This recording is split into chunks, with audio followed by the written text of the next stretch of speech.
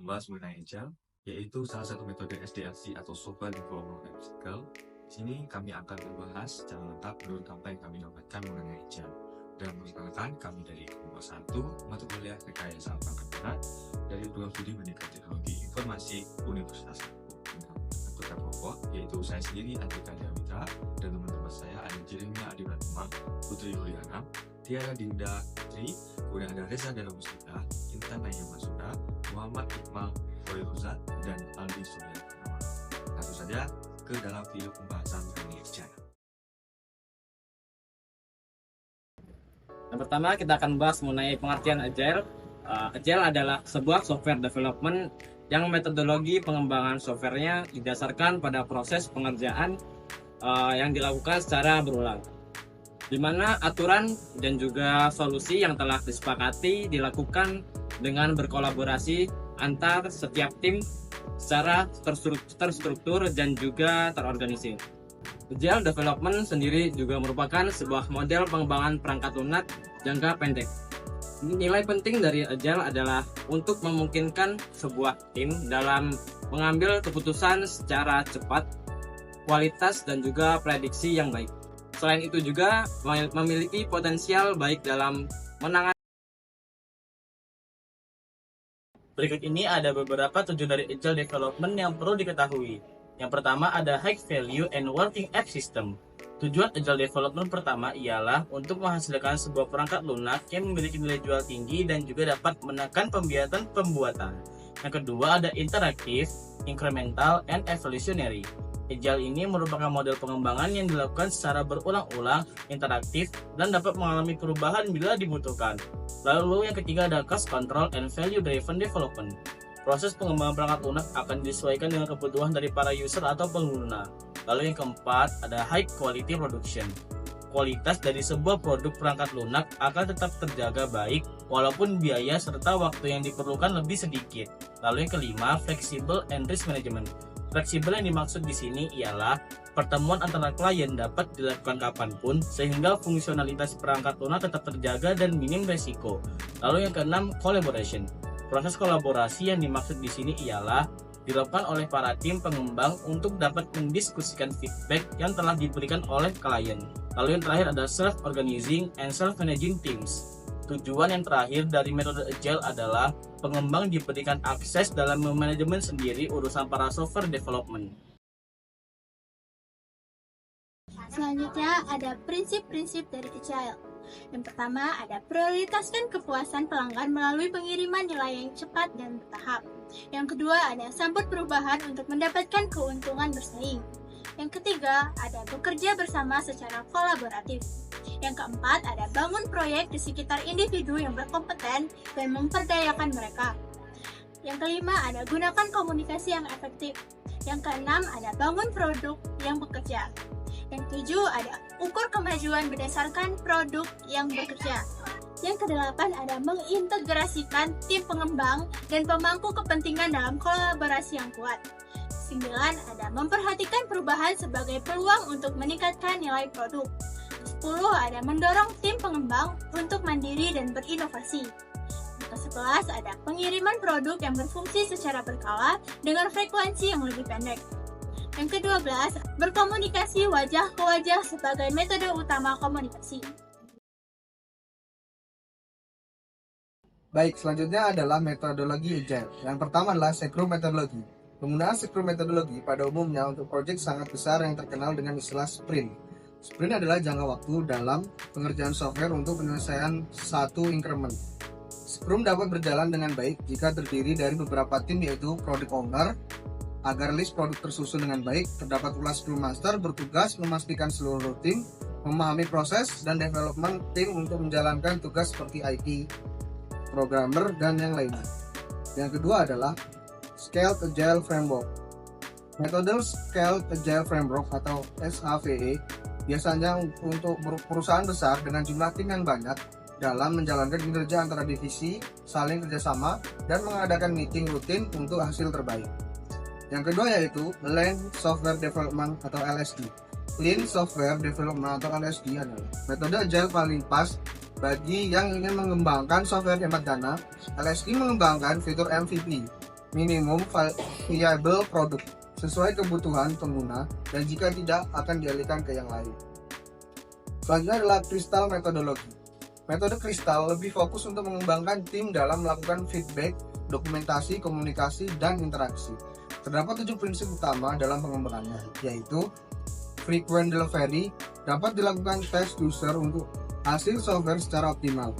Reflection improvement, bahwa setiap kualitas produk terbaik tetap ada yang harus ditingkatkan. Osmotic communication, atau memastikan semua pemahaman yang sama akan informasi. Personal safety, agar semua dapat mengungkapkan ide tanpa ada rasa takut. Fokus on work, agar semua tim paham dengan tugas masing-masing.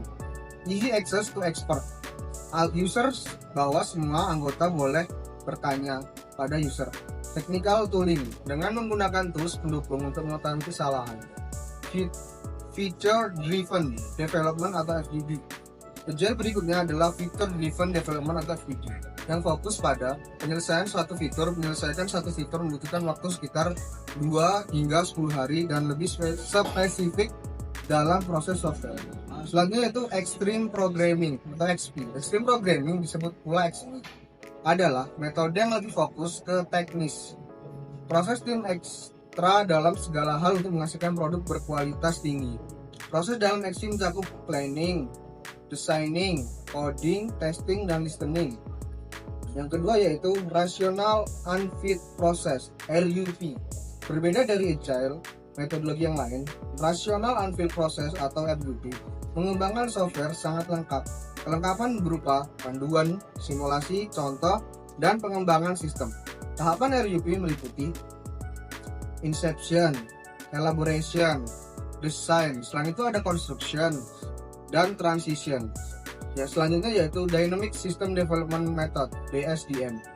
Jenis terakhir dari Agile adalah DSDM. Dengan keterlibatan seluruh tim untuk hasil dalam bisnis secara lebih luas, prinsip dari metode DSDM agar fokus dalam bisnis, penyelesaian on time, kualitas hasil, akhir optimal, desain software jelas, dan pengembangan bertahap. Demikian adalah dari metode Agile. Selanjutnya, kita akan membahas tentang tahapan-tahapan dari metode Agile. Yang pertama itu ada konsep. Nah, pada tahap ini, developer atau pemilik produk itu berdiskusi terlebih dahulu untuk dia membicarakan ruang lingkup proyek. Hasil penting dari tahapan ini, developer itu dapat memberikan hasil analisis dan juga perkiraannya terkait dari biaya dan juga lama waktu proyek dapat tuntas. Lalu yang kedua itu ada inception atau lahir. Jadi setelah konsep itu jelas, proyek mulai berjalan dengan menetapkan tim dan juga anggota terbaik untuk menyelesaikan proyek tersebut. Nah, jadi pihak-pihak yang terkait itu memberikan masukan nih untuk membangun arsitektur dasar atau bisa juga berbentuk mock-up. Tujuannya apa sih? Jadi tujuannya itu untuk menyempurnakan konsep pada tahap sebelumnya. Lanjut yang ketiga itu ada iteration atau pengulangan. Jadi pada tahap ketiga ini adalah hal yang paling terpenting nih untuk metode Agile karena menjadi fase yang panjang untuk kita menentukan keberhasilan proyek. Jadi dalam tahap ini tim developer itu mesti mendapatkan umpan balik dari pengguna dalam proses jadi. Lalu dilakukannya perbaikan untuk meminta umpan balik perbaikan dan terus berulang gitu. Bahkan mungkin muncul hal baru atau fitur-fitur yang pada tahap awal itu tidak terpikirkan. Tujuannya apa sih? Jadi tujuannya agar produk yang dibuat itu memuaskan klien atau user itu menggunakan produknya. Selanjutnya yang keempat itu ada release atau peluncuran. Jadi sebelum sepenuhnya sempurna digunakan publik, produk itu akan melalui proses uji matang dan juga berulang dari tim Agile. Jadi proses ini dia itu memastikan agar produk itu benar-benar bersih atau cacat dari potensi bug dan juga memberikan pengalaman yang buruk bagi user. Yang kelima itu ada maintenance atau pemeliharaan. Jadi proyek yang sudah mau rilis itu masih membutuhkan dukungan. Jadi tim prinsip agile, dia itu hanya memastikan nih produk itu bisa berjalan dan juga melawan potensi bug baru. Namun, bisa juga dia menawarkan penyegaran produk, tentu saja dengan dasar kebutuhan dari user. Nah, yang terakhir itu ada retirement atau pensiun.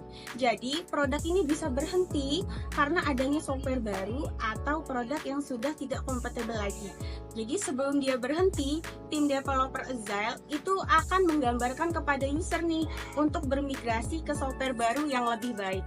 Mungkin itu adalah tahapan-tahapan dari metode agile. Oke, selanjutnya di sini ada kelebihan dari agile. Yang pertama itu meningkatkan kualitas. Metode ini dapat meningkatkan kualitas perangkat lunak sehingga dapat mudah mengakomodasi umpan balik dari konsumen, baik untuk menambah fitur baru maupun memperbaiki bug. Yang kedua ada fleksibilitas. Kelebihan agile mampu memberi tingkat fleksibilitas tinggi dalam pengembangan perangkat lunak. Perangkat lunak dapat diatur sedemikian rupa supaya menyesuaikan perubahan yang harus dilakukan berdasarkan umpan balik konsumen. Yang ketiga ada kepuasan konsumen. Pendekatan agile ini akan meningkatkan kepuasan pengguna karena dapat menerima serta mengimplementasikan umpan balik. Dengan demikian, solusi dapat dipilih sesuai kebutuhan dan keinginan pengguna. Yang keempat ada berfokus pada keterlibatan klien pada setiap fase. Tim agile cenderung memiliki motivasi tinggi dan lebih terorganisir sehingga hasilnya relatif lebih memuaskan. Yang kelima ada kualitas pengembangan dijamin terawat. Ya, prosesnya bersifat inkremental sehingga meminimalisir resiko selama proses pengembangan. Oke, tadi merupakan kelebihan dari Agile. Nah, sekarang merupakan kekurangan yang terdapat pada Agile. Nah, dalam hal ini terdapat beberapa kekurangan Agile. Yang pertama, kurangnya perencanaan detail, sehingga menyebabkan tidak jelasnya bentuk akhir dari perangkat lunak. Nah, dalam hal ini, perubahan fitur yang terus dilakukan akan membuat kompatibilitas meningkat. Kedua, kurang tepat untuk proyek pengembangan berskala kecil. Yang ketiga, memerlukan ahli untuk mengambil keputusan penting saat meeting. Selanjutnya, memerlukan biaya yang cenderung lebih banyak. Yang kelima, berisiko keluar jalur apabila manajer kurang tegas mengenai target output. Dan yang terakhir, dokumentasi terbatas, di mana dokumentasi yang ada di dalam metode Agile ini sering dibuat singkat, sehingga menghasilkan kurangnya informasi lengkap dan detail. Tentunya, hal ini bisa menyulitkan anggota tim baru dalam menjalani proyek yang berjalan. Kesimpulannya, Agile adalah metodologi pengembangan perangkat lunak yang berfokus pada proses pengerjaan berulang dan kolaboratif antar tim untuk menghasilkan perangkat lunak berkualitas tinggi yang memenuhi kebutuhan pengguna dan dapat beradaptasi dengan perubahan secara cepat. Prinsip utamanya meliputi prioritas kepuasan pelanggan, sambut perubahan, kolaborasi tim, komunikasi efektif, dan pengiriman produk secara berkala. Terdapat beberapa metode seperti Scrum, SAFe, LSD, Crystal, FDD, XP, RUP, dan DSDM dengan ciri khas masing-masing. Tahapannya meliputi konsep, inception, iteration, atau tahap terpenting dengan umpan balik dan perbaikan berulang, release, maintenance, dan retire. Kelebihannya antara lain meningkatkan kualitas, fleksibilitas, kepuasan konsumen, keterlibatan klien, dan kepluralitas terjamin. Sedangkan kekurangan seperti kurangnya perencanaan detail, tidak cocok untuk proyek kecil, butuh ahli untuk pengembangan keputusan biaya, risiko keluar jauh, dan dokumentasi terbatas. Demikian video pembahasan mengenai Agile, yaitu salah satu metode SDLC atau Software Development Life Cycle yang dapat kami sampaikan. Saya sebagai perwakilan dari kelompok 1 PKS Fakultas Program Studi Pendidikan Teknologi Informasi Universitas Lampung. Mohon maaf apabila ada salah kata dalam penyampaian. Saya akhiri video ini, sampai jumpa.